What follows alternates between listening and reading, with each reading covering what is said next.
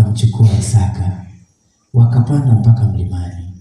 Bwana akiwa anatazama, akatengeneza madhabahu.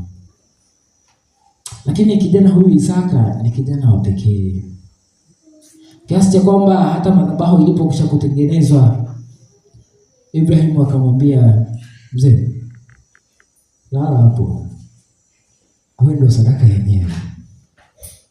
Wakati naongea hivi haya amecheka, nikatambua kwamba kama angalikuwa yeye, basi hizo mbio sijui tungemkamatia wapi.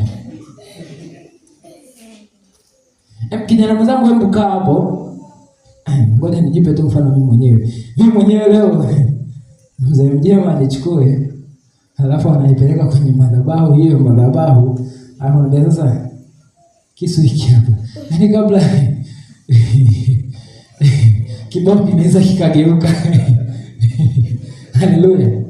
Lakini Isaka kwa sababu alitambua kusudi la Mungu, akalala kwenye madhabahu. Nataka nikutie moyo kwamba tambua tu kwamba Ibrahimu kwa uzee wake hangalikuwa na uwezo wa kumshika Isaka kijana huyu amfunge, asingalikuwa na uwezo huo. Lakini kwa sababu Isaka alifundishwa katika kumtii na kumheshimu Mungu, alikubali. Katika nukta ambayo Isaka amelala katika madhabahu, Ibrahimu amekwisha kushukuru kwa ajili ya sadaka, amekishika kisu chake. Yumkini alikuwa amefumba macho kwa sababu hakutaka kuona jinsi ambavyo angemchinja mwanawe. Tazama, sauti kutoka mbinguni ikamwita, Ibrahimu, acha, usifanye unalokusudia, maana Bwana hawezi kuruhusu ukamdhuru mwanao. Tazama nyuma yako yupo mwana-kondoo mwanamume aliyenasa katika kichaka. Mchukue huyo umfanyie Mungu sadaka, kwa maana Bwana ameshatambua kwamba wewe unamtii Bwana. Haleluya. Ibrahimu akapaita mahali pale Jehova Yire. Katika mlima wa Bwana, Bwana atajipatia. Nataka nikutie moyo kwamba katika mlima wa Bwana, Bwana atajipatia. Katika mlima wa Bwana, katika maisha yako, Bwana mwenyewe atajipatia mahitaji. Katika maisha yako, ukiamua kuitii na kuisikiliza sauti ya Mungu, Bwana atakupatia pia. Kama Bwana angaliweza kumleta mwana-kondoo katika mlima ili Isaka asiteketeze, Bwana aweza kukubariki kwa fedha kiasi cha ambacho ghala zako zitajaa na kuzidi na kufurika. Imani na utii. Sikiliza Kristo mwenzangu ambaye umeketi humu ndani siku ya leo.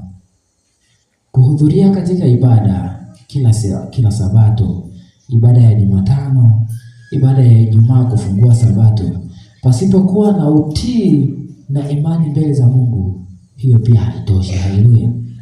Hata msiposema amina, haitoshi. Haleluya. Unajua ni kwa nini? Bwana anahitaji utii wa moyo wako. Bwana anahitaji utii kwa sauti yake. Bwana anahitaji utukufu na heshima vyote arudishiwe kwake. Bwana anahitaji saa ambayo atakuita ya kwamba tutakwenda kwa ajili ya kujenga nyumba ya mchungaji, uende. Bwana anahitaji kwamba tutakwenda kwa ajili ya kuboresha kanisa, usikie sauti yake. Bwana anahitaji pale ambapo atakuita na kwamba tuna mchango kwa ajili ya conference, usikie, umpatie, wala usijiulize mara mbili, kwa maana Bwana atajipatia. Kwa maana ya kwamba Bwana mwenyewe atakujazi kadri ya mahitaji yako. Ibrahimu alihitaji mwana-kondoo ili mwanae asiteketezwe, lakini Bwana alimpatia mwana-kondoo. Yaani Bwana hujipatia kadri tuhitajivyo. Haleluya. Nataka nikutie tu moyo ya kwamba yapo mengi yanayotuhitaji tufanye katika kanisa. Ipo michango ya kila namna. Yapo magoli ambayo tunapatiwa. Hayo Bwana anaruhusu tuyafikie na tufikie na tuyapate kwa ajili ya kuyatekeleza, kwa sababu anajua ya kwamba yeye mwenyewe atatupatia, atatujazi maradufu kwa ajili ya kutekeleza kazi yake. Haleluya. Si niombe tu mfano mdogo. Kwani hili kanisa la Mpirani limeanza kujengwa lini hata kama mimi sikuwepo? Eti ngoja nimuulize mzee nani? Mzee Abeli. Si ni miaka tu hapa 2000 na hapa? Hapana. Imkini inaweza ikawa 2018. Au hata 2000 na kabla haijafika 10, si ndio? Lakini katika miaka hiyo ninatumaini ya kwamba wakati mnakuja kujenga hapa hapakuwa hata na kibanda, si ndio? Lakini leo tunasali katika kanisa ambalo limeshafungwa mbao za branding na subiriwa tu bodi kwa ajili ya kufungwa, si ndio? Inatumaini baada ya mwaka mmoja halitakuwa tena hivi, chini kutakuwa na kioo cha tiles, si ndio? Lakini katika hayo yote, katika kujenga, kuna mtu ambaye kuna siku aliwahi kulala njaa kwa sababu alileta tofali hapa kujenga kanisa. Si tu wazi. Na kama yupo huyo alijitakia kulala njaa kwa sababu baraka za Bwana huenda kwa wale watii sauti ya Bwana kwa ukamilifu. Haleluya. Tusichoke katika kutenda kazi ya Bwana, maana Bwana anatutazama. Ibrahimu alijaribiwa kumtoa mwanae sadaka, lakini alimtoa.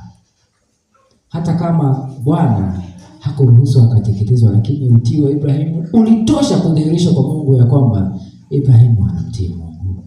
Ulitosha kudhihirisha kwamba imani ya Ibrahimu mbele za Mungu ni kubwa kwa viwango hivyo. Natuambia mjapokuwa na imani kiasi cha chembe ya haradali, mwaweza kuhamisha mlima. Nataka nikwambia kwamba katika saa ambayo tunamtolea Mungu sadaka, lakini akaviku vitano rudi tena na konde kafinya yonela, hujamjua Mungu bado.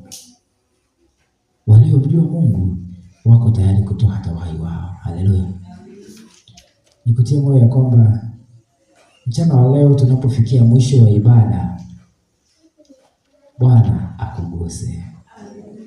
Bwana aguse uso wako, akaguse na moyo wako, akuangazie nuru ya uso wake. Anapokuita kwa ajili ya kumtumikia, mtumikie katika ukamilifu wote, ili Bwana akatukuzwe kupitia wewe. Bwana awabariki.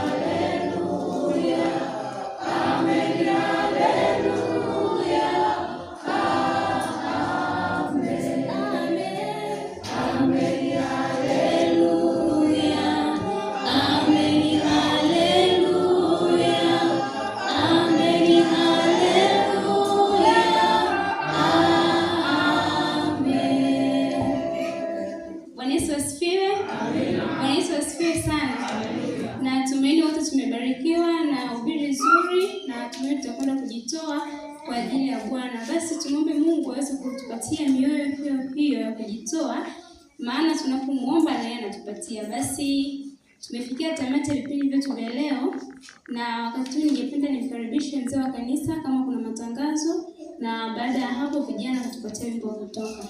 Mungu awabariki.